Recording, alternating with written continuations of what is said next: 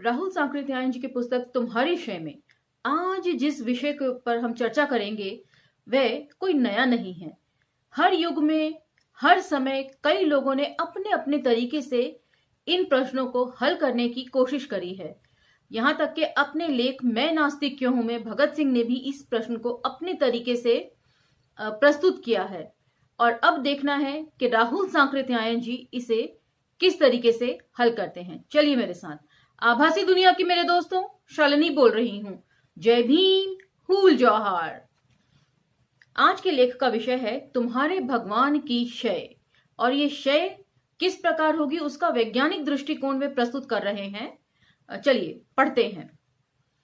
लड़का मां के पेट से ईश्वर का ख्याल लेकर नहीं निकलता।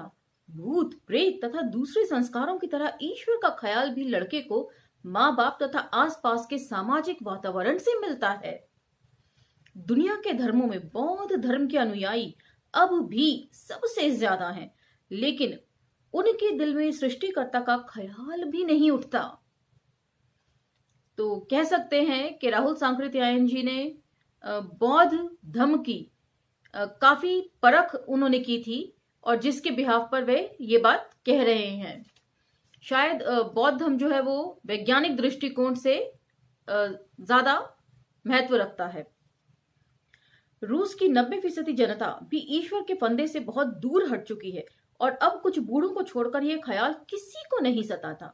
यह निश्चय ही कि आज के बूढ़ों के मर जाने पर ईश्वर का नाम लेवा वहां कोई नहीं रह जाएगा। तो 1940 के दशक में ये प्रिडिक्शन कर रहे हैं राहुल सांकृत्यायन जी, लेकिन आज दुनिया और देश ठीक इसके उलट है। हिंदुस्तान में प्रार्थना प्रदर्शनों और हरि कीर्तनों को देखकर कुछ लोग समझते हैं कि ईश्वर का ख्याल फिर से जोर पकड़ रहा है। उन्हें मालूम नहीं कि जिन लोगों में ईश्वर विश्वास है भी, उनमें भी अब उसकी व्यापकता बहुत कम हो गई है। जैसा कि मैंने कहा कि 1940 के दशक में ये प्रिडिक्शन थी, लेकिन आज जो है ठीक इसके उलट माहौल है। आज कर्मकांड कहीं ज्यादा बढ़ चुके हैं। जिस समस्या, जिस प्रश्न, जिस प्राकृतिक रहस्य को जानने में आदमी अपने को असमर्थ समझता था, उसी के लिए वह ईश्वर का ख्याल कर लेता था।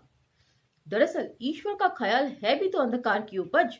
प्रारंभिक मनुष्य जब घर बनाकर नहीं रहता था, अपनी रक्षा के लिए जब उसके पास कुछ अनगढ़ पत्थरों के अतिरिक्त कुछ न था, और साथ ही उस वक्त सारी भूमि जंगल से भरी थी, उसमें सिंह, बाघ, हाथी, भेड़िए आदि बड़े बड़े हिंसक पशु घूमा करते थे।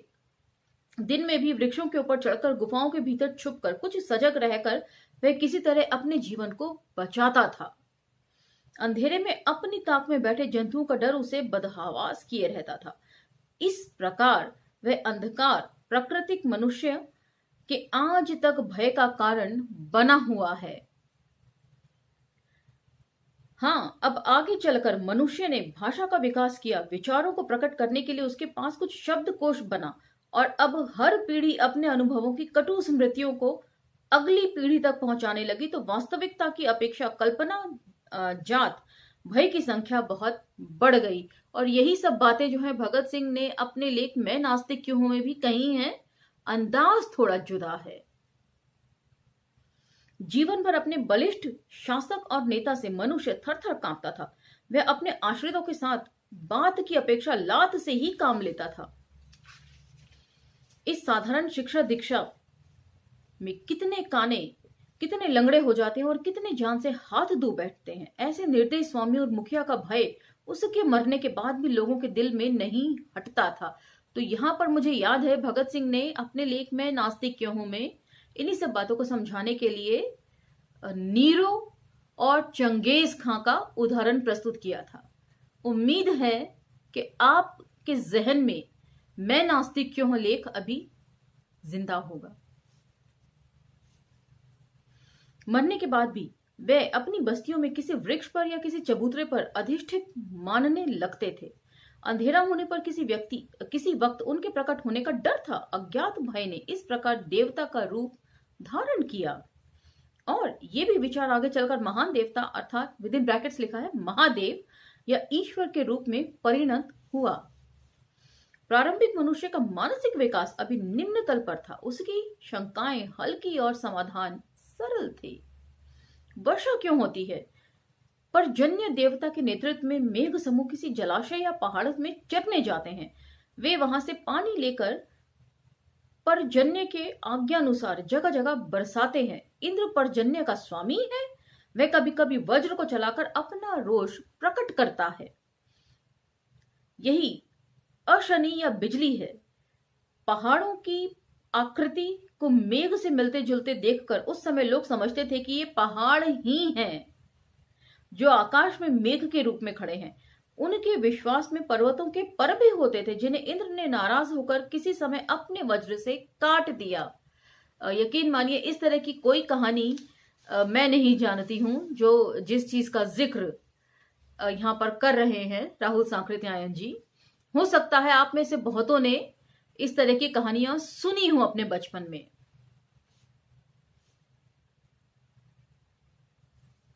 प्रातःकाल पूर्व दिशा में पौ फटने के साथ लाली क्यों छा जाती है?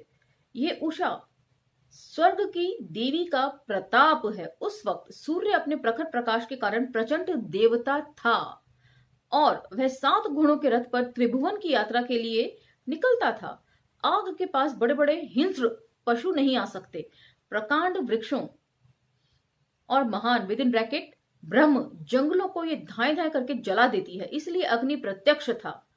उसी को वे प्रत्यक्ष महान कहते थे।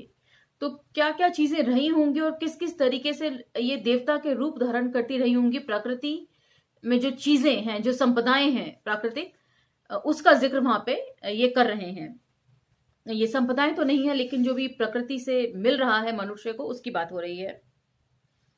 नदी समुद्र सभी उस मनुष्य के लिए देवता थे क्योंकि उसमें वे अमानुषिक विद इन ब्रैकेट्स दिव्य शक्ति पाते थे। नाश करने की भीषण योग्यता देखते थे। उसमें ऐसे ऐसे अद्भुत रहस्य उन्हें दिखलाई पड़ते थे जिसकी गुत्थी को वे देवता की कल्पना से ही सुलझा सकते थे।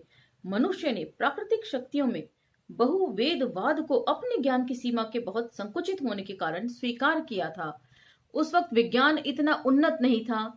लोगों का जो दृष्टिकोण था वो वैज्ञानिक नहीं था। इसीलिए वह इस तरह की चीजों को या इस तरह की काल्पनिक कहानियों को गढ़ लिया करते थे। ये यहाँ पर राहुल सांकृत्यायन जी समझाने की कोशिश कर रहे हैं। लेकिन आज पढ़ा लिखा युवक भी यदि उन्हीं रूढ़ियों में फंसा हुआ है, उन्हीं संस्कारों को मान रहा है, पूज रहा है, तब अब इसके आगे और क्या हो सकता है। अब हम जानते हैं कि बादल कैसे होने का स्वीकार किया। अब हम जानते हैं कि बादल कैसे बनते हैं, कैसे बरसते हैं, कहां से किधर की यात्रा करते हैं, कौन कौन से देश उसकी यात्रा मार्ग में पड़ते हैं और कौन से दूर। बिजली बादलों में क्यों पैदा होती है, कड़क क्या है। सूर्य अब हमारे लिए घोड़ों के रथ पर सवार नहीं रहा और न उसका वह गोल मुंह, 2 आंखें और काली मूंछों वाला चेहरा ही रहा। उसकी यात्रा भी अब पहले वाली यात्रा नहीं रही। उषा देवी अब सूर्य की निरंतर लाल किरणों के अतिरिक्त कुछ नहीं है। आरंभिक मनुष्य के लिए सूर्य आकाश का सबसे बड़ा, विशाल और तेजस्वी देवता था। अब हम जानते हैं कि आकाश में चमकते हुए छोटे छोटे तेजो बिंदु उतने छोटे नहीं हैं जितना कि वे हमें दिखलाई पड़ते हैं। उनमें से अधिकांश हमारे सूर्य से भी लाखों गुना बड़े हैं और तेजस्वी हैं। आकाश को अनंत कहकर पूर्वजों ने उसके विस्तार का एक अंदाजा लगा लिया था, लेकिन यह अनंत वास्तव में भित्ति पर न होकर अधिकतर अज्ञान के आधार पर आश्रित था। प्रकाश की गति प्रति सेकंड 1,80,000 मील है। आज तक जो तारा हमसे सबसे नजदीक मालूम हुआ है वह इतनी दूरी पर है कि उसकी किरण को हम तक पहुंचने में 2.5 बरस लगते हैं। ध्रुव तारा हमसे बहुत दूर नहीं है, तो भी उसके जिस रूप को हम इस वक्त देख रहे हैं वह आज से 50 बरस पहले का है। कहने का मतलब यह है कि यदि अभी हम बाहर निकलें रात में और ध्रुव तारा यदि रात में हमको दिखाई दे या एकदम सुबह सुबह के समय जब दिखाई देता है तो वो हमें अपने 50 बरस पहले के रूप में दिखाई देता है, क्योंकि उसकी किरणें हम तक पहुंचने में इतना वक्त लगता है। मैं तो यही समझ पा रही हूं। नक्षत्र मंडल में ऐसे भी तारे हैं जिनकी दूरी की किरणों को यात्रा के वर्षों की संख्या में बतलाना मुश्किल है। तारों, खगोल और प्राकृतिक जगत संबंध में इनकी अज्ञानता को मनुष्य देवता और ईश्वर की आड़ में छिपाता था। भूकंप क्यों होता है? चपटी धरती के महान भार को शेषनाग ने अपने कंधे पर उठा रखा है। ये तो मैंने सुन रखा है कि भूकंप क्यों आता है। उसकी कई सारी प्रिडिक्शंस हैं। या तो शेषनाग जब अपना फन हिलाता है, या गाय के सींग पर टिकी होती है तो गाय जो है थक जाती है एक सींग पर लिए लिए उसको, और जब वो अपनी सींग बदलती है तो भूकंप आता है। इस तरह की कहानियां भी मैंने बचपन में सुनी है बुजुर्गों से। थक कर वे जब उसे कंधे से हटाकर दूसरे पर रखते हैं तब भूकंप आता है। आज कौन इस व्याख्या को मान सकता है? कौन चंद्रमा और सूर्य के ग्रहण को राहु दैत्य का अत्याचार बतला सकता है? लेकिन किसी समय हमारे पूर्वजों के लिए ये बातें ध्रुव सत्य थी। पूर्वजों की बात तो छोड़िए, मैंने जो अभी आपको बताई ये सारे उदाहरण जो है मैंने अपने फादर से, अपने पिताजी से सुने थे। और मेरे पिताजी ने 12वीं तक साइंस से पढ़ा है, उसके बावजूद वे इस तरह की कहानियां हमें सुनाया करते थे। आज सुनकर सोचकर अजीब लगता है, लेकिन उस वक्त हम बहुत मनोरंजन के साथ इन्हें सुना करते थे और काफी हद तक सच भी मान लिया करते थे। विज्ञान ने हमारे अज्ञान की सीमा को कितनी ही दिशाओं में बहुत संकुचित किया है, और जितनी ही दूर तक हमारे ज्ञान की सीमा बढ़ती गई वहां से ईश्वर और देवता वाला उत्तर हटता गया है। अब भी अज्ञान का क्षेत्र बहुत लंबा चौड़ा है, लेकिन आज की मनीषी उसे साफ अज्ञान के रूप में स्वीकार करने के लिए तैयार हैं, न कि ईश्वर और देवता के पर्दे में उसे छिपाकर। कहने का मतलब जो है वो आगे भी इसकी व्याख्या करेंगे। धर्मों, भाषाओं और कथानकों के तुलनात्मक अध्ययन से मालूम होता है कि सृष्टिकर्ता के ईश्वर का ख्याल मनुष्य में बहुत पीछे से आया है। दुनिया की सबसे अधिक समुन्नत जातियां यूनानी, रोम, हिंदू, चीनी, मिस्र आदि तो अपनी समृद्धि के मध्यम काल तक इसे अपनाने के लिए तैयार नहीं हुई। तो यहां पर मेरे ख्याल से समुन्नत जातियों से मतलब होगा सभ्यताओं के विकास से तात्पर्य वे लगा रहे होंगे कि महान सभ्यताएं इन से जुड़ी हुई हैं, यूनान, रोम, हिंदू, चीन और मिस्र से। और उनमें से यदि किसी ने इस ख्याल को माना भी तो सामीन धर्म वालों की तरह वैयक्तिक ईश्वर के रूप में नहीं, बल्कि विश्व रूप ईश्वर के आकार में। अज्ञान का दूसरा नाम ही ईश्वर है। हम अपने अज्ञान को साफ स्वीकार करने में शर्माते हैं, अतः उसके लिए संभ्रांत नाम ईश्वर ढूंढ निकाला गया है। ईश्वर विश्वास का दूसरा कारण मनुष्य की असमर्थता और बेबसी है। और इसी बात को अपने लेख मैं नास्तिक क्यों हूं में, जो कि भगत सिंह के राजनीतिक दस्तावेज के पाठन के दौरान मैंने पढ़ा था, भगत सिंह बोलते हैं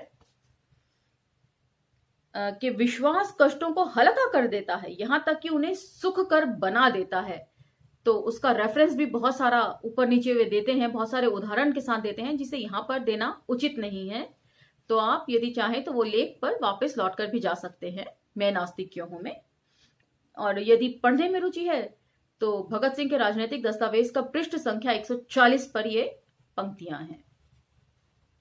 और हो सकता है किसी और पुस्तक में मैं नास्तिक क्यों हूं लेख किसी और पृष्ठ पर हो।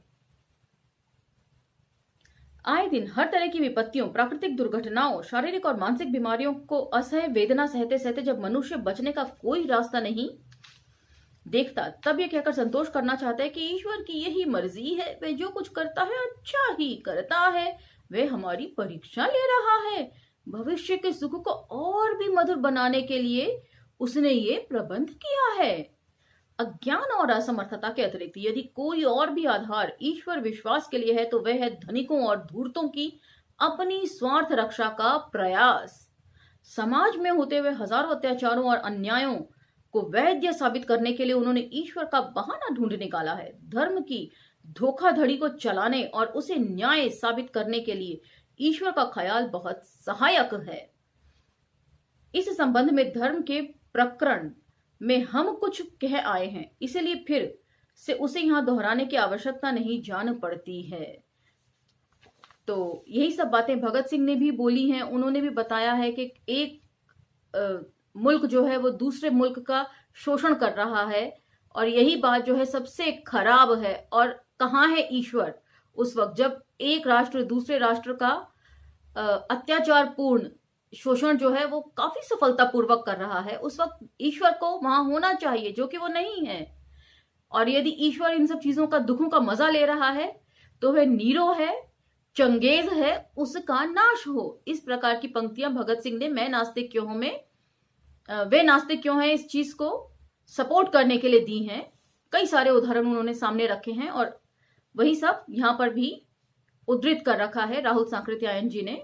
और धनाढ्य लोगों के लिए भी उन्होंने यही कहा है कि सामंतशाही जो है वे मजदूरों और गरीबों में बांटने की बजाय समुद्र में फेंकना ज्यादा पसंद करती है अपनी चीजों को, लेकिन गरीबों में बांटना नहीं। तो ये सभी चीजें जो रेफरेंस में बता रही हूं आप उन्हें क्रॉस चेक कर सकते हैं। मैं नास्तिक क्यों हूं में ये सभी कुछ आपको मिल जाएगा जो जो भी मैंने अभी तक भगत सिंह के लेख को लेकर बोला है। ईश्वर का विश्वास एक छोटे बच्चे के भोले भाले विश्वास से बढ़कर कुछ नहीं है। अंतर इतना है कि छोटे बच्चे का शब्दकोश, दृष्टांत और तर्क शैली सीमित होती है और बड़ों की कुछ विकसित। बस इसी विशेषता का फर्क हम दोनों में पाते हैं। एक बार 3 छोटे छोटे बच्चों ने मुझसे ईश्वर के संबंध में बातचीत की। उनकी उम्र 7 और 10 बरस के बीच की थी। पूछा कि ईश्वर कहाँ रहता है? उत्तर मिला, आकाश में। धरती में कहने से प्रत्यक्ष दिखलाने की जरूरत पड़ती है, क्योंकि धरती प्रत्यक्ष की सीमा के भीतर है, आकाश अज्ञान की सीमा के अंतर्गत है, इसलिए वहां उसका अस्तित्व अधिक सुरक्षित है। तो ये भी बता रहे हैं राहुल सांकृत्यायन जी कि क्यों उसको आकाश में विराजमान कर दिया जाता है या क्षीर सागर में कहकर समुद्र तल की गहराइयों में डाल दिया जाता है, क्योंकि दोनों ही जगह पहुंचना असंभव है, उसको प्रत्यक्ष तौर पर देख पाना असंभव है। इसलिए उसे ऐसी जगह पर स्थापित किया गया जहां वो दिखाई ही ना दे। तो बहुत खूबसूरती से एक छोटी सी बात कहकर वे अपनी बात को खत्म कर देते हैं। ईश्वर के रंग रूप के बारे में लड़कों का एक मत न था। कोई उसे अपनी शक्ल का बतलाते थे, कोई विचित्र शक्ल का। ईश्वर क्या करता है, यह सबसे मुख्य प्रश्न था। इसे लड़के भी अनुभव करते थे, क्योंकि जिस वस्तु का आकार प्रत्यक्ष नहीं होता उसकी सत्ता उसकी क्रिया से सिद्ध हो सकती है। लड़कों ने कहा, बस वह हमें भोजन देता है। और फिर राहुल सांकृत्यायन जी पूछते हैं, और तुम्हारे बाबूजी को? बाबूजी को ईश्वर देता है। जिस दिन बाबूजी कचहरी में वकालत करने नहीं जाते, उस दिन क्यों नहीं उनकी जेब में रुपए आ जाते? लड़कों को समाज के दुरूह संगठन का उतना पता नहीं होता और जुए के खेल की तरह किस तरह वास्तविक न्याय न करने से 100 रुपए को हराकर 2 को जताया जाता है, इसका भी उन्हें पता नहीं होता। इसलिए उन्हें इस प्रकार के प्रश्नोत्तर नहीं उठाए। हाँ, उन्हें यह मालूम हो गया कि जहां तक खाने, कपड़े, मकान, खेल तमाशे में खर्चे का सवाल है, उसका हल माता पिता और अभिभावकों द्वारा ही होता है।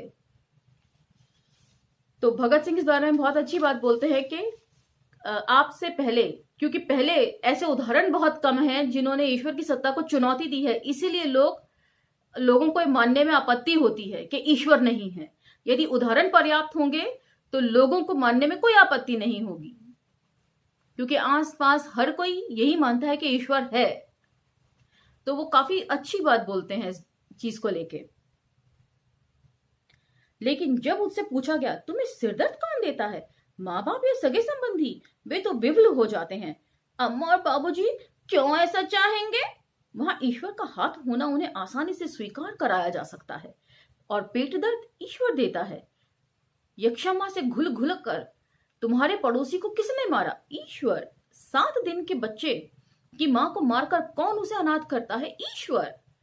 मां के इकलौते बच्चे को मारकर कौन उसे ऐसा विलाप करने को मजबूर करता है जिसे सुनकर पशु पक्षी और पत्थर तक का हृदय पिघल जाता है? ईश्वर। ये सब कुछ ईश्वर की मर्जी से हो रहा है। कहने का ये मतलब है कि अब बातों ही बातों में राहुल सांकृत्यायन जी जो हैं वो बच्चों को समझाने की कोशिश कर रहे हैं कि सब कुछ तो ईश्वर की मर्जी से हो रहा है, उनके हिसाब से, बच्चों के हिसाब से। तो ये कितना गलत हो रहा है। चैत वैशाख के दिनों में एक एक आम के ऊपर 10-10 करोड़ कीड़ों को सिर्फ धूप और हवा में मरने का मजा चखने के लिए कौन पैदा करता है? कौन बरसात के दिनों में धरती पर असंख्य मच्छरों, कीड़ों, मकोड़ों को तड़प तड़प कर मरने के लिए पैदा करके अपनी असीम दया का परिचय देता है? ईश्वर। तब तो उसमें दया बिल्कुल नहीं है, उतनी भी दया नहीं जितनी कि क्रूर से क्रूर आदमी में संभव हो सकती है। रोते तड़पते बच्चों को देखकर पत्थर का दिल भी पिघल जाता है। तुम भी उसकी मां को उस दिन नन्हे बच्चे के मरने पर रोती देखकर अफसोस करते थे कि नहीं? मैं भी रो रहा था। कैसा सुंदर लड़का था, उसके गोलमटोल चेहरा, बड़ी बड़ी आंखें और बिना दंतुली के मुंह के हंसते वक्त बालों में पड़े गड्ढे अब भी बड़े सुंदर याद आते हैं। ऐसे बच्चों को मारने वाला कौन, आदमी या राक्षस? राक्षस से भी खराब, ये बच्चे बोल रहे हैं। तो लेख आप तक मैं ठीक से पहुंचा सकूं, इसलिए मैं आवाज बदल बदल के उसको प्रस्तुत करने की कोशिश कर रही हूं। हाँ, दुनिया में प्राणियों के सुख की घड़ियां कम और दुख की अधिक हैं। एक मच्छरों की ही योनि ले ली जाए तो उसमें संख्या शंख महाशंख से भी ऊपर चली जाएगी। जैसे हम मिलियन बिलियन ट्रिलियन बोलते हैं, वैसे ही हिंदी की गणना है। अत्यंत छोटे दूरबीन से दिखलाई देने वाले कीड़ों को लेकर समुद्र की विशाल मछलियों तक अरबों योनियां हैं। उनमें अधिकांश शंख महाशंख तक प्राणी अपने में रखती हैं। कहा जाता है कि मनुष्य यहाँ इस लोक में निकृष्ट कर्म करता है, वही परलोक या परजन्म में इन निकृष्ट योनियों में दंड पाने के लिए पैदा होता है। तो जहां तक मुझे याद है, मेरे फादर भी दोहराया करते थे और बहुतों के मुंह से मैंने सुना है कि 84 लाख योनियां होती हैं और उन सब से पाठ पाने के बाद मनुष्य जीवन मिलता है। यदि इसमें भी आप अच्छे कर्म न करें तो दोबारा से उसी साइकिल में आपको फंसना पड़ता है। यदि आपके कर्म अच्छे हो तो आपको मुक्ति मिल जाती है। तो ये सब बातें बचपन से सुनते सुनते हम भी बड़े हुए हैं। आप लोगों ने भी जरूर इस तरह की बातें सुनी ही होंगी। उन्हीं सब चीजों का जिक्र यहाँ पर राहुल सांकृत्यायन जी कर रहे हैं साहित्यिक शैली में। मगर तो साहित्यिक शैली में और काफी भारी भरकम शब्दों के इस्तेमाल की वजह से हो सकता है थोड़ी परेशानी या कठिनाई या डिफिकल्टी आ रही हो आपको समझने में, लेकिन मोटे तौर पर वे यही बात कह रहे हैं। पर बात इस बात पर टिकती नहीं, क्योंकि इस पृथ्वी पर मनुष्य की सारी संख्या 1.5 अरब के ही आसपास है।